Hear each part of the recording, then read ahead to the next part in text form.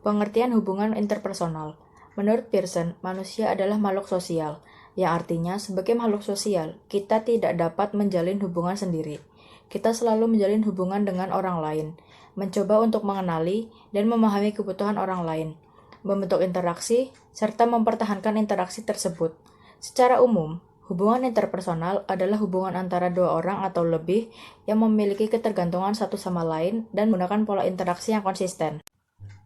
Tahap hubungan interpersonal. Tahap ini sering disebut juga dengan tahap perkenalan. Tahap ini dapat dikatakan sebagai fase kontak yang permulaan, ditandai oleh usaha kedua belah pihak untuk menangkap informasi dari reaksi lawan.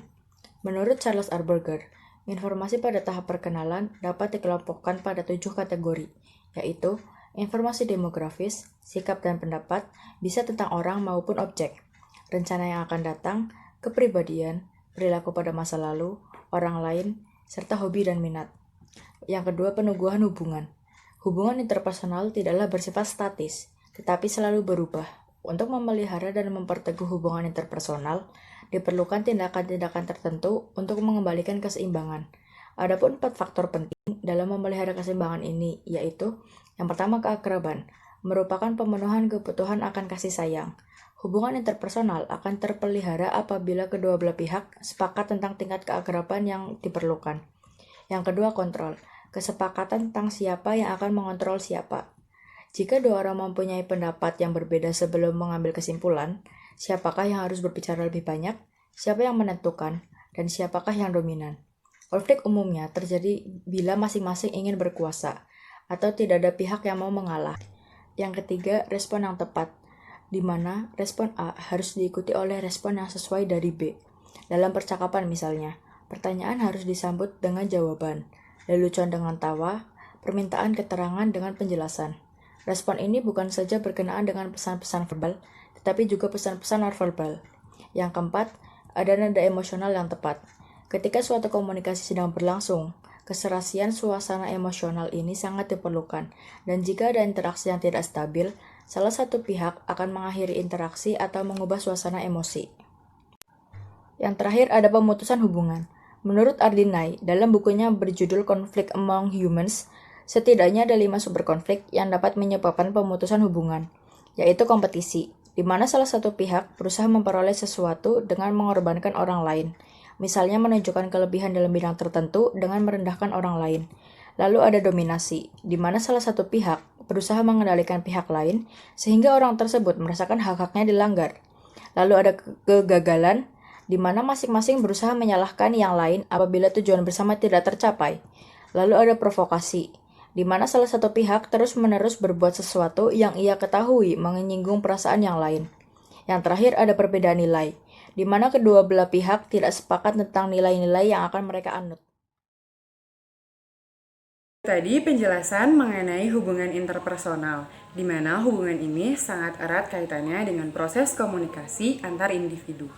Begitupun dalam masa pandemi COVID-19 ini, sangatlah penting untuk menjaga hubungan antar individu. Karena secara tidak langsung, pada masa ini memaksa setiap individu untuk menyesuaikan dengan keadaan. Namun, kita tetap dapat menerapkan tahapan dalam hubungan interpersonal. Seperti yang pertama, yaitu tahap pembentukan, di mana setiap individu dapat menggali informasi mengenai COVID-19 dengan cara berbagi cerita dengan teman ataupun keluarga agar tetap terkoneksi walaupun melalui sosial media. Lalu yang kedua, yaitu tahap peneguhan. Dapat dilihat dari hubungan interaksi dalam sebuah keluarga, di mana sebelum adanya masa pandemi ini, setiap anggota keluarga sibuk dengan aktivitasnya masing-masing. Namun, pandemi ini memaksa untuk anggota keluarga beraktivitas dari rumah. Sehingga hal itu dapat meningkatkan intensitas pertemuan antar keluarga dan menjadikan keluarga lebih akrab dari yang sebelumnya canggung karena jarang bertemu. Dan yang ketiga, yaitu tahap pemutusan hubungan. Pada masa pandemi ini tentu saja menyebabkan perubahan pada setiap lapisan masyarakat, dan hal itu bisa saja juga mempengaruhi pemutusan hubungan antar individu karena tidak adanya pertemuan. Maka itu diharapkan dalam masa pandemi ini kita tetap dapat menjaga hubungan interpersonal dengan sesama. Lalu yang selanjutnya, dalam hubungan interpersonal juga terdapat teori segitiga cinta oleh Sternberg. Berikut penjelasannya. Hubungan interpersonal ada banyak sekali jenisnya. Salah satunya adalah hubungan romantis. Nah, banyak sekali ahli yang telah meneliti lebih lanjut tentang apa itu hubungan romantis. Salah satu teori yang sangat populer yaitu teori segitiga cinta yang dikemukakan oleh ahli psikologi dari Amerika bernama Robert Jeffrey Sternberg. Sebelum mengetahui lebih jauh tentang teori segitiga cinta, mari kita mengenal lebih dalam tentang siapa itu Robert Jeffrey Sternberg. Robert Jeffrey Sternberg lahir di New Jersey, Amerika Serikat pada tanggal 8 Desember 1949. Dia adalah seorang psikolog dan psikometrik Amerika, sekaligus seorang profesor di Cornell University. Sebelumnya, dia pernah menjadi presiden di American Psychological Association. Dia juga dikenal sebagai penemu teori intelijensi triarkis, teori segitiga cinta, juga the three process view. Saat masih anak-anak, Sternberg pernah mengalami gangguan kecemasan saat mengerjakan ujian. Hal ini membawa Sternberg tertarik untuk mempelajari psikologi. Ia menyelesaikan S1-nya di Yale University, lalu melanjutkan pendidikannya di Stanford University dan menyelesaikan PhD-nya di sana. Robert Sternberg mempunyai seorang istri bernama Karen Sternberg. Dia adalah seorang psikolog dari Jerman. Dari istrinya dia dikaruniai 3 anak kembar, 1 laki-laki dan 2 anak perempuan. Yap, itulah biografi singkat dari Robert Jeffrey Sternberg. Teori segitiga cinta Sternberg. Sebelum kita membahas tentang teori segitiga cinta, kita harus paham definisi dari cinta itu sendiri. Cinta adalah sebuah emosi yang dapat menghasilkan perilaku. Menurut KBBI, cinta dapat diartikan sebuah rasa kasih sayang yang tidak dapat diukur. Lalu menurut salah satu tokoh yang bernama Dario, cinta adalah suatu perasaan emosi yang bersifat positif bagi individu. Komponen dasar segitiga cinta. Terdapat 3 unsur yang dikemukakan oleh Sternberg. Di antaranya keintiman, gairah, dan komitmen. Saya akan membahas ketiga unsur tersebut secara urut. Yang pertama, keintiman. Keintiman adalah suatu kedekatan emosional antar individu.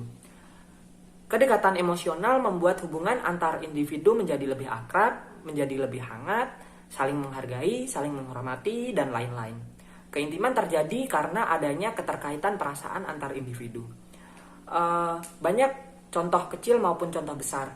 Kita ambil saja contoh kecilnya seperti membelikan hadiah untuk seseorang tanpa memandang hadiah tersebut mahal ataupun murah, termasuk menerimanya, lalu makan es krim bersama, dan contoh-contoh lain.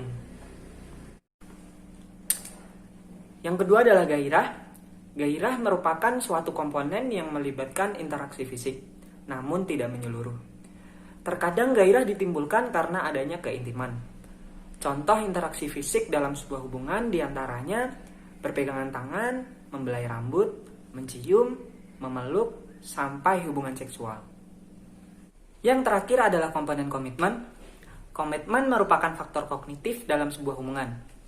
Terdapat 2 aspek dalam komponen komitmen. Yang pertama jangka pendek, yang kedua adalah jangka panjang. Jangka pendek yang dimaksud adalah keputusan seseorang untuk mencintai.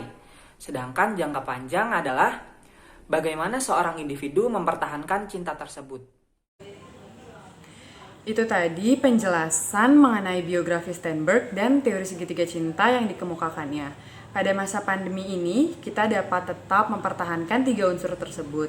Yang pertama yaitu unsur keintiman atau elemen emosional. Bersama dengan teman, kita tetap dapat menjaga komunikasi dan selalu menjaga koneksi agar tetap akrab bersama teman satu sama lain.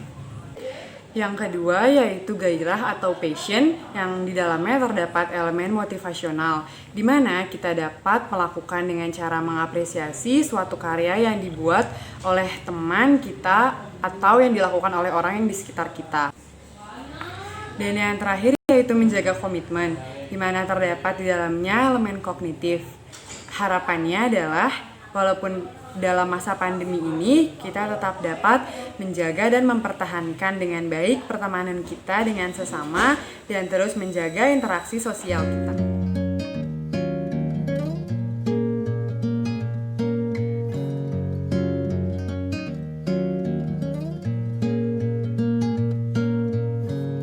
I need to know what's on your mind.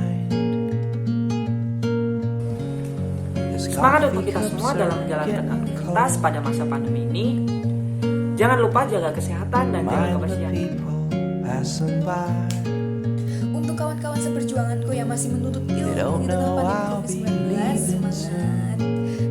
Semoga kalian semakin menjadi pribadi yang kuat, semoga selalu dalam lindungan Tuhan Yang Maha Esa. Karena ingat, badai pasti berlalu. Kita pasti bisa melewati ini semua, oke? Untuk teman-teman yang sedang sama-sama menghadapi pandemi ini, semangat. Musim semi pasti akan datang setelah musim dingin. Bencana pasti akan dipulihkan. Semoga kita selalu diberi kesehatan oleh Tuhan Yang Maha Esa. Kita pasti bisa melalui masa sulit ini. Hai Ting! Semangat teman-temanku semua, kita harus tetap bisa berpikir positif dan selalu mengutamakan kesehatan kita.